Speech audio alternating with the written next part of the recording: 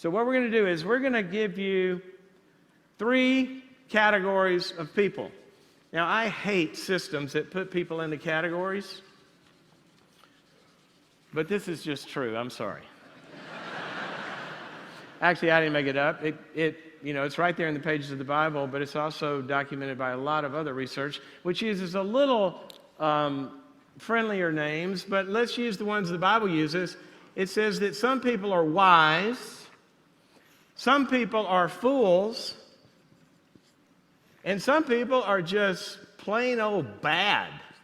There's some bad people out there. And you know what? The larger your organization gets, the more likely you're to gather these. What is a wise person? The definition or the description of a wise person is this.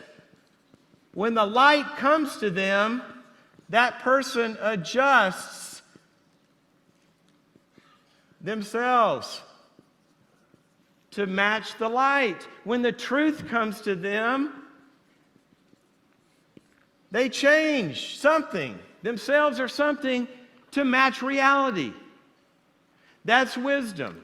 There's another quality of the wise person here, and this is one that I really love, is when you confront them, this is what you see. You get a smiley face. They thank you. Thanks. I appreciate that. So what do you do when you're leading a wise person?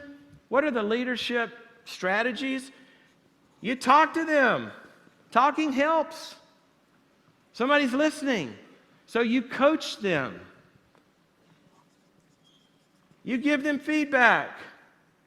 You resource them. Now, these are the easy ones, so I'm not going to spend a lot of time here, but let me give you the leadership kind of challenge with them. With the wise person, the challenge is this: to make sure that they are a match for what you need. You can have wise people that aren't gifted, and they're not going to make it either in the things that you're wanting them to do. What's the description of the fool? A fool basically may be the smartest cookie at the table. They may be the brightest, and they may be the most gifted, and oftentimes, I'll tell you this, they are.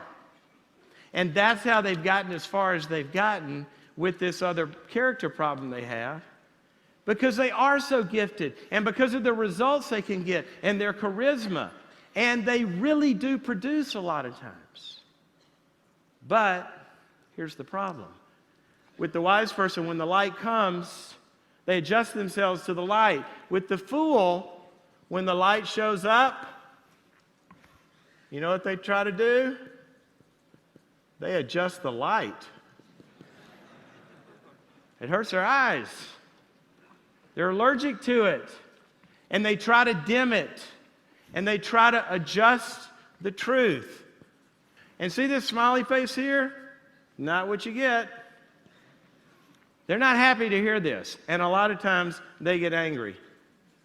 And this is where you get soft and you get loving. Because it may be that they're foolish for shame reasons or fear reasons. That they give excuses and this, that, and the other. Because to own something makes them so bad. And if you can get to, why is it hard for you? What do you feel when I correct you? And some of them will get honest and say, I just feel so bad. With the fool, the leadership challenge is you've got to limit your exposure.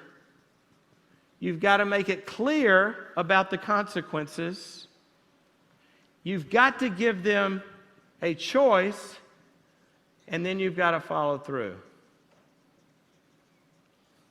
Evil people need a different strategy. You know why?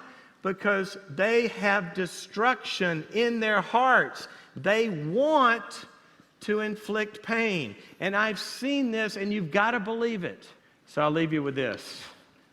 God has called you to lead people. And sometimes it's not about the plan. There could be 5 good plans. It's about getting the people to be able to work the plan. And that's what leadership often comes down to. And in your army out there, you're going to have wise ones, fools, and evil ones. Take the leadership challenge to not let somebody's character problem stop your mission that God has called you to. God bless you.